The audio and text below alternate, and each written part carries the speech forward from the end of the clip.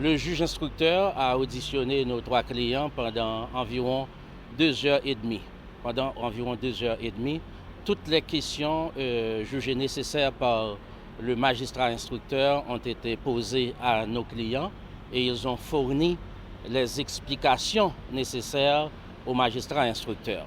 Comme vous le savez tous, l'audition s'est déroulée, comme vous le savez, l'instruction est secrète, elle s'est déroulée dans une atmosphère je dirais, assez calme.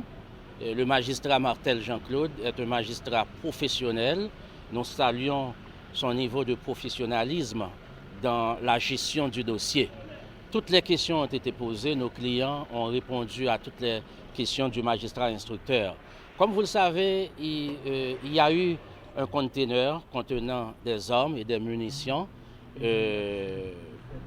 C'est un dossier qui fait la une de l'actualité depuis quelque temps. Au niveau de l'église épiscopale, le nom de l'église épiscopale, en principe, a été utilisé par des gens sans droit ni qualité dans le cadre de cette affaire. Et quand il y a franchise, c'est toute une procédure. L'église doit formuler sa requête de franchise au ministère des cultes. Le ministère des cultes, il y aura d'autres correspondances au ministère des Finances, correspondance à la douane.